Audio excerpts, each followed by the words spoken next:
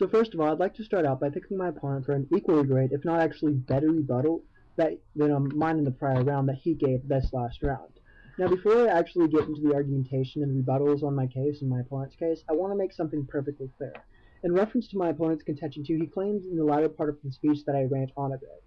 Now, the word rant is usually associated with a negative connotation, but I would like to point out that my speaking style is just very emotional in the first place, and I tend to have more emphasis on my words. So if it sounds as though I'm ranting, I assure you and I affirm you I am not, and I ask you that no conduct points be demoted for this.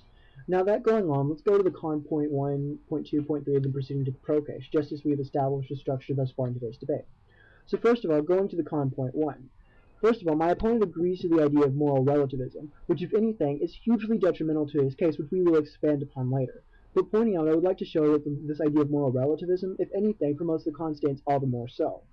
Now going on, my opponent makes this fallacious claim that we must all assume we have the basic understanding of said morals simply because we all agree to the idea of moral relativism. First of all, this is completely fallacious. This is a technique known as division. My opponent makes the true statement regarding moral relativism, and then tries to link this to since there is moral relativism, we all have this basic understanding. This is a completely untrue statement, and I'm going to link the analysis on division in my speech, so you don't have to worry about that. Now going down, my opponent also gives you the example of a Christian being raised in one home and an atheist being raised in another. Now, while these people are two different religions, they both have different sets of morality. They both understand the concept of morality. However, because they do have different concepts of morality, they consider one thing good and one thing bad completely differently.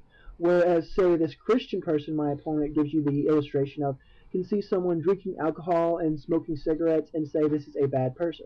Whereas the atheist may look at them and may come to the same conclusion, or they might come to a completely different conclusion.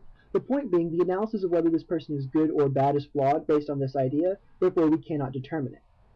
Going down, just because the concept is the same does not mean the mechanics are the same in terms of morality. So, because I understand the concept of morality and I hold myself as a moral individual, does not mean the mechanics for another person who holds the concept of morality means the mechanics are the same. Going down, no warrant for the abortion rebuttal, so we have to count this as a drop. Going on to 2, first of all, there's something we need to look towards here. My opponent is completely avoiding the argument I'm trying to make, but is instead focusing on my illustrations and my examples that I'm providing for your clarification. Whereas he completely skips over the logic that I present in actual, reference to the argument.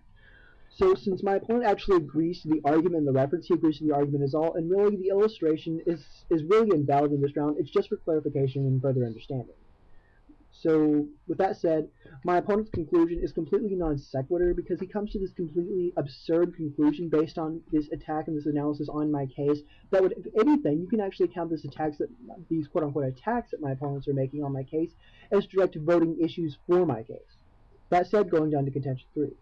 Now again, my opponent is not looking to the actual point I'm trying to make, but instead looking to the illustrations that I'm using.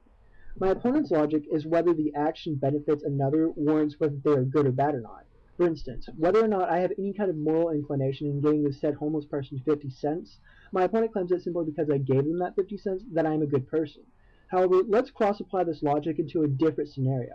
Say there's a multi-billionaire who his entire life he's had the desire to kill people. He's a huge racist and he refuses to help people at all as much as he can. However, on his deathbed, he decides to give away $26 billion. Now, by my opponent's logic, even though he lived this horrible life and he was this bad person his entire life, he's a good person because his money can make him that way. However, we know this is untrue. Thus, my opponent's logic is flawed and it falls. That said, let's go to the pro case. First of all, contention 1. On the fairness argument, my argument is not on definitions, but on application of the argument in the round. You see, when we have a debate like this, especially when it's going to be a video debate, we cannot just focus on the technicalities. We cannot just focus on the semantics of the debate and certain wordings, but we have to actually argue on the applicability, and we have to focus on the applicability of the resolution and on the round itself. That being said, my opponent is not doing this. And going on even more so, I am not at any burden to show any kind of alternative for people to prove someone being good or bad. The debate is that action determines whether a person is good or bad. Not action determines whether a person is good or bad, and if not, you have to show me how we determine whether they are good or bad. First of all, I may and actually do completely reject the idea that we can determine whether a person is good or bad. That is not for man to determine at all. That is for God to determine. That being a completely separate issue, I'm going to move on. Contention 2. First of all, extend my prior arguments that I am not at any burden to show you an alternative to prove whether a person is good or bad. That is completely irrelevant to the scope of today's debate. Going down more so, on the concept of morality, my opponent says morality is a conscious and physical effort, something we do, so therefore being a verb or an action. However, morality is not this, but morality is an ideal. Look to the base word of ideal. It is idea. Therefore, morality is nothing solid or physical, but it is a thought process. Thus, my argumentation and my line of thoughts is completely validated. Finally, let's end on contention 3. First of all, good or bad here is in the moral sense, not in the beneficial sense. And that seems to be what my opponent is trying to say here, or his argumentation here. He's pointing out that good or bad, good for someone or bad for someone, when in all reality, everything before this debate has been on morality, on the morality of good and bad, in that sense of the word. So therefore, first of all, I'd like to point out that this contention is completely semantic now that my opponent has offered further clarification for it. Going down, my opponent admits no human being is perfect. Thus, I extend my prior attack that I made in the last round of this contention, and this contention is completely and utterly debunked. The reason being, since no one is perfect, no one is going to have a perfect idea of right and wrong, no one is going to have a perfect idea of good or bad, and no one is going to have a perfect moral stance. Thus, no conclusion for another person can ever be made. Thus, another person can never be considered good or bad because of their actions. Now, finally, on personal opinions, my opponent points...